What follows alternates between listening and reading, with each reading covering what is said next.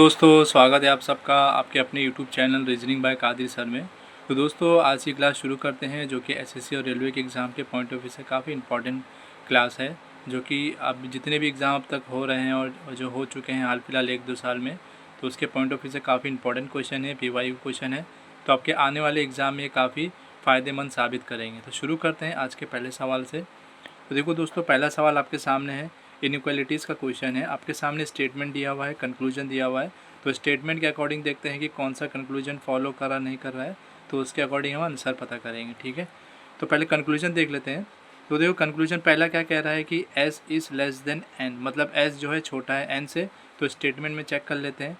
तो देखो एस यहाँ पर है, एन यहाँ पर है। तो देखो एस जो है छोटा ए से है, ए जो है छोटा या तो बराबर है एन से। तो देखो यहाँ पे कंडीशन फॉलो हो रही है और एक की तरफ जो है आपकी इसकी साइन जो है फॉलो हो रही है, अपोजिट नहीं हो रही है। ठीक है, तो इसलिए आपका कंक्लूजन नंबर 1 राइट हो जाएगा। अब नेक्स्ट कंक्लूजन देखते हैं क्या कह रहा है कि D इज़ ग्रेटर देन और इक्वल टू A, मतलब D जो है बड़ा है या तो बराबर है A के। तो देख लेते हैं, D यहाँ पर है, A यहाँ पर है। तो देखो क्या कह रहा है, D is greater than N, मतलब D बड़ा है N से और N जो है बड़ा है बराबर A से। अगर D सिर्फ कहा होता कि D बड़ा है A से, तो ये कंक्लूजन राइट हो जाता, आपका फॉलो हो करता। लेकिन यहाँ पे ये फॉलो नहीं करेगा क्योंकि यहाँ पे क्या कह रहा है, D इज़ ग्रेटर देन और इक्वल टू A, मतलब D या तो बड़ा है या तो बराबर है A के। तो यहाँ पे खाली ग्रेटर देन या बड़ा ही बोल सकते हैं, बड़ा और बराबर नहीं बोल सकते हैं। तो ये डाउटफुल है, तो ये आपका कंक्लूजन नंबर 2 फॉलो नहीं होगा। तो आपका आंसर क्या बनेगा, ओनली 1 फॉलो। ठीक है, तो मुझे उम्मीद है क्वेश्चन आपको समझ में आया होगा। देखते हैं नेक्स्ट क्वेश्चन। तो दोस्तों आपके सामने नंबर सीरीज़ का क्वेश्चन आ गया है। तो हम शुरू करते हैं। ये क्वेश्चन नंबर 2 है, देखते हैं कैसे सॉल्व करना है। तो देखो यहाँ पे कह रहा है 66 से 86 बन रहा है, 86 से 126। फिर यहाँ पे क्वेश्चन मार्क में पता करना है क्या नंबर आएगा, और फिर यहाँ पे 366 बन रहा है। तो देखते हैं क्या लॉजिक फॉलो हो रहा है। तो देखो ये काफ़ी करीबी नंबर है एक दूसरे के, तो हम इसमें नंबर देखते हैं कि क्या ऐड हो रहा है। तो ठीक है, 66 में अगर हम 20 ऐड करेंगे तो कितना हो जाएगा, 86। इसी 86 में अगर 40 प्लस करेंगे, 40 ऐड करेंगे तो 126 हो जाएगा। तो देखो यहाँ पर ये जो नंबर ऐड हो रहा है, पहले 20 हो रहा है फिर 40, मतलब 20 का डबल 40 हो रहा है। तो हो सकता है 40 का डबल 80 इसमें प्लस हो रहा हो। तो प्लस करके देखते हैं, अगर 80 को 126 में प्लस करेंगे तो क्या हो जाएगा, 6 और 20, यानी ये 206 होना चाहिए, जो कि आपके ऑप्शन नंबर 1 में दिया गया है। तो इसलिए आपका ऑप्शन नंबर 1 राइट हो जाएगा। आगे भी देख लेते हैं। तो देखो अगर यहाँ पे 80 है तो यहाँ पे जो नंबर आना चाहिए डबल होकर 160 होना चाहिए, और 160 को अगर हम 206 से प्लस करेंगे तो आपका 366 आ जाएगा। तो मतलब कंडीशन लॉजिक फॉलो हो रहा है। ठीक है, तो इसलिए आपका ऑप्शन नंबर 1 राइट हो जाएगा। देखते हैं अगला क्वेश्चन। तो दोस्तों आपके सामने क्वेश्चन नंबर 3 आ चुका है, जो कि सिलॉक्स का क्वेश्चन है। तो देखते हैं, पहले स्टेटमेंट के अकॉर्डिंग हम उसका डायग्राम बनाएंगे, फिर बाद में देखेंगे कंक्लूजन कौन सा फॉलो कर रहा है नहीं कर रहा है, वो हम चेक करेंगे। ठीक है, तो स्टेटमेंट नंबर 1 क्या कह रहा है, नो बुक इज़ नोवेल, मतलब कोई भी बुक जो है वो नोवेल नहीं है। तो ये बुक के लिए इसको बी बना देते हैं, और कह रहा है कि नो बुक मतलब कोई भी बुक जो है नोवेल नहीं है, तो इधर एन बना देते हैं। ठीक है, अब आगे क्या कह रहा है next statement, all novels are diaries, तो मतलब जितने भी नोवेल्स है सब डायरीज है, मतलब जितने भी नोवेल्स है सब डायरीज है। डायरीज को हम डी इंडिकेट करते हैं। ठीक है, तो कंक्लूजन पे आते हैं। तो आपके सामने कंक्लूजन नंबर 1 है और 2 है, देखते हैं कौन सा कंक्लूजन फॉलो कर रहा है नहीं कर रहा है। ठीक है, तो क्या कह रहा है, all diaries can never be book, मतलब जितनी भी डायरी है वो कभी भी पूरी तरह बुक में नहीं जा सकती है। ठीक है, तो ये सही बात है, क्योंकि जो बुक है वो कभी भी नॉवेल्स नहीं हो सकती। तो नॉवेल्स का जो जो अगर यहाँ से डायरी निकलेगी तो कि सारी डायरी के अंदर नॉवेल्स भी है, तो जो नॉवेल्स का हिस्सा है वो बुक्स में नहीं जाएगा, पॉसिबिलिटी नहीं है। तो इसलिए आपका कंक्लूजन नंबर 1 राइट हो जाएगा। ठीक है, कंक्लूजन नंबर 2 पे आते हैं।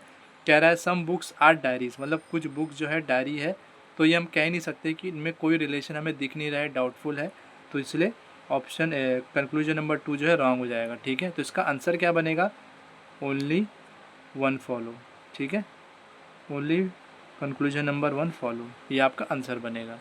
ठीक है, देखते हैं नेक्स्ट क्वेश्चन। तो दोस्तों आपके सामने क्वेश्चन नंबर 4 आ चुका है, नंबर सीरीज़ का क्वेश्चन है, सॉल्व करके देखते हैं इसको।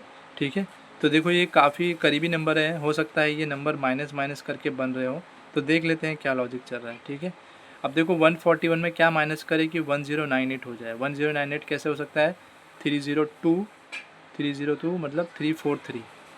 ठीक है, 343 इसमें माइनस करेंगे 1441 में, तो 1098 हो जाएगा। ठीक है, अब ऐसा क्या माइनस करेगी, 1098 में कि 882 हो जाए तो ये कितना हो जाएगा 8 108 216, तो मतलब 216 माइनस करेंगे तो ये हो जाएगा आपका 1098 में 216 माइनस करेंगे तो 882 हो जाएगा। तो देखो यहाँ पे आपको कुछ नंबर नज़र आ रहा है, ये दोनों किसी के क्यूब है, ये 7 का क्यूब है, ये 6 का क्यूब है, मतलब 7 के बाद 6 का क्यूब आया, अब 5 का क्यूब आएगा और ये 882 में से माइनस होगा। तो 5 का क्यूब क्या होता है 125, और 882 में 125 माइनस करेंगे तो कितना हो जाएगा 12 में से 5 गया 7 बचेगा, ठीक है, ये हो जाएगा 7 में से 2 गया 5 बचेगा और ये 7 हो जाएगा। तो 757, तो 757 आपका ऑप्शन नंबर 4 राइट हो जाएगा, ठीक है। तो यहाँ पे आंसर क्या बनेगा 757। तो इसमें जो है क्यूब्स, जो नंबर्स के जो क्यूब्स हैं वो सीरीज़ वाइज चल रहे हैं, वही माइनस हो रहे हैं इसमें।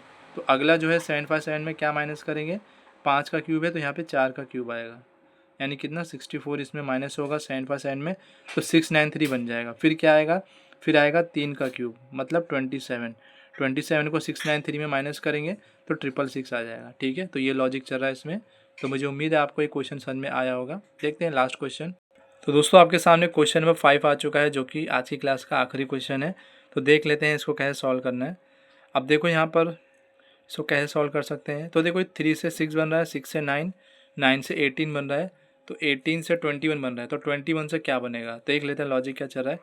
अब देखो 3 से हम 6 कैसे बना सकते हैं, अगर इसको 2 से मल्टीप्लाई करें तो 3 2 जा 6 हो जाएगा। 6 से 9 कैसे बना सकते हैं, अगर इसमें +3 करेंगे तो 9 हो जाएगा। अब 9 को 18 कैसे बना सकते हैं, अगर मल्टीप्लाई बाय 2 करेंगे तो 18 हो जाएगा। फिर अगेन फिर से 18 को 21 कैसे बना सकते हैं, +3। तो देखो यहाँ पे लॉजिक क्या चल रहा है, पहले मल्टीप्लाई बाय 2 हो रहा है +3, मल्टीप्लाई बाय 2 +3, तो अगेन जो है मल्टीप्लाई बाय 2 होगा 21 में, तो ये 42 हो जाएगा। और 42 जो है आपका ऑप्शन नंबर 1 में दिया गया है, तो आपका 42 राइट हो जाएगा। तो मुझे उम्मीद है आपको ये क्वेश्चन समझ में आया होगा, ठीक है। तो दोस्तों आपको हमारा सेशन कैसे लगा, अगर अच्छा लगा पढ़ाने में तो हमारे वीडियो को लाइक करें, शेयर करें, सब्सक्राइब करें, अपने दोस्तों में शेयर करें, अपने पढ़ाई पे ध्यान दें। धन्यवाद।